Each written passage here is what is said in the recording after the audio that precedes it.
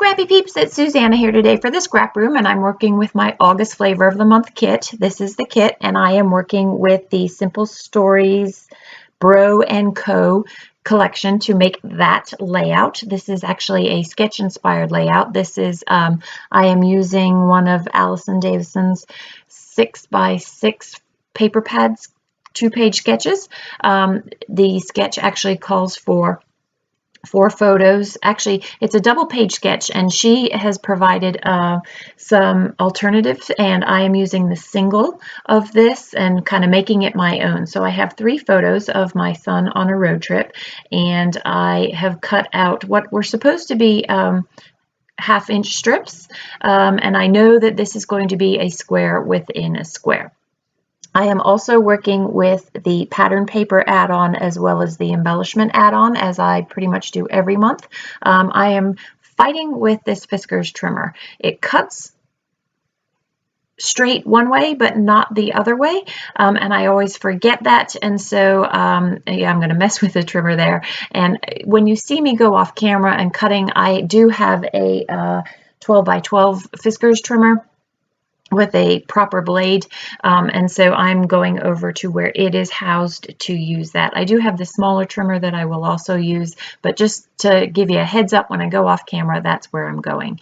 So I'm going to use these 3 photos, trim them down to 3x3, and then I'm going to cut 2 3x3 squares, and instead of a third 3x3 square, I am actually going to use a star, and I'm going to hand stitch that. So I'm going to show you hand stitching and how easy that is to do. I'm then going to trim down those striped pieces to 9 inches, so that they are the same width as each of those horizontal strips that I'm going to create there. You see me with my trimmer here, my baby trimmer, figuring out how I'm going to measure 9 inches. It is 9 inches long, but that doesn't do me any good when the width of the measuring surface is not 9 inches. So this collection is awesome in that it has some really cool patterns on it, but unfortunately, I don't want those patterns.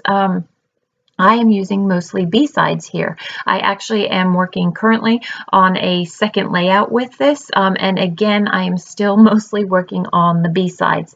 I am more of a B-side gal than I am an A-side gal. I like the tone-on-tone patterns that is frequently found in the B-sides, but I do like that one piece, like that striped piece there, that ties all of the colors in together.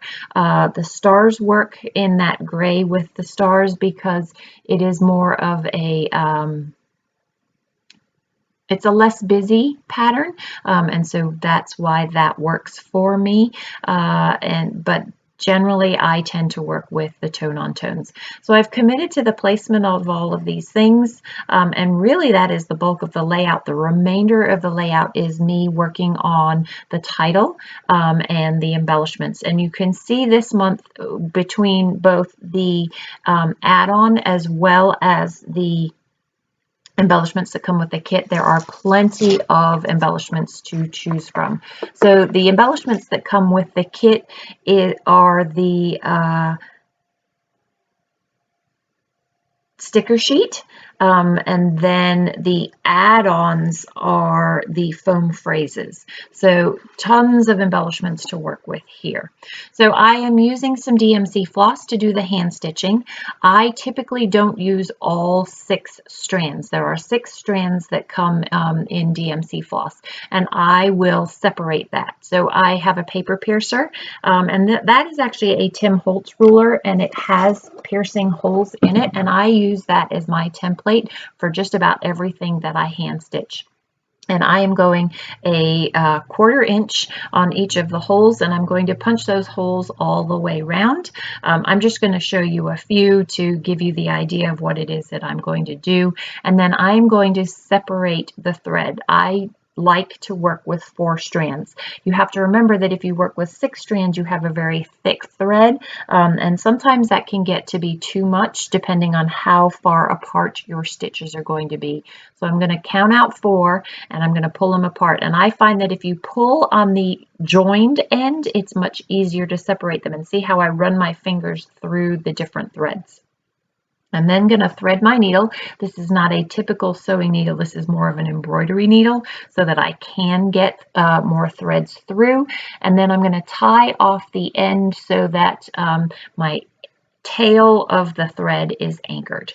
So there we go. And then I'm just going to go up and down, and it's called a running stitch. So I'm going to go up and down, and then I'm going to go up 1 from the back side and then back down so that you have a long stitch on the underside to get to where you need to be. So I'm going to skip through all of this because you do not need to see that. And then to anchor it off, I just tie it underneath. So that is the completed star. I really like the way that that sort of offsets the grid a little bit. It doesn't offset it, but it breaks up the rigidity of what would otherwise have been a very rigid grid.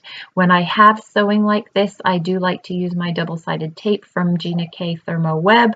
It just sticks a whole lot better, especially with the depth that that embroidery thread is going to provide there. And that is going to be the placement for my square instead. And you can see it's off center a little bit, but that red ties in with the red in my son's shirt and then pulls everything together. So we are on a road trip here, and so I'm going to use the embellishments that are relevant to that. So for example, the backpack, the things that he brings to do with him, his water bottle, and then the rest of the embellishments are going to be stars to complement the star that is there, as well as some bubble phrases as well.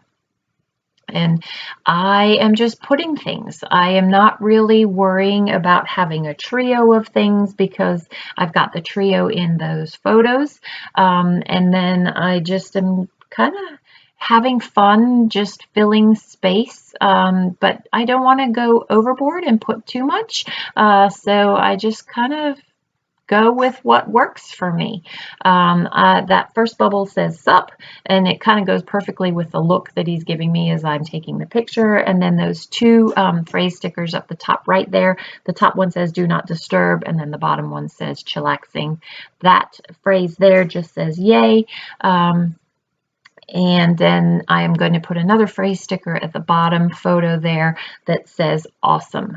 So some of these are from the phrase stickers from the embellishment add-ons. The others are phrases or stickers just from the collection itself. But I have a ton of stickers to work with still. And I am excited to use them all because it's not often that you find a good boys collection like this that isn't juvenile with the primaries. While it does have the primary colors, they're a more mature version of these primary colors, which makes this a great collection for my teenage boy. So these are some really, really old Simple Stories letter stickers, and I'm just going to use those because, as you can see, I've got tons of them to put in. And so the title awesome is kind of, while it's the bigger thing, the title is more road trip fun, or the title could be awesome road trip fun. And that is what I'm going to do. And then I'm going to journal in that yellow block right above where the title is and call that good. So again, if you don't subscribe to ScrapRoom Kits, be sure to check out the link down below. I love that I get 4 different collections every month, and then I have the opportunity to add more to grow the kit. If you leave my name in the description box as a new subscriber, Rochelle will send you a little extra something. Enjoy the close-ups. I hope you're doing well today. Stop in again soon. Take care.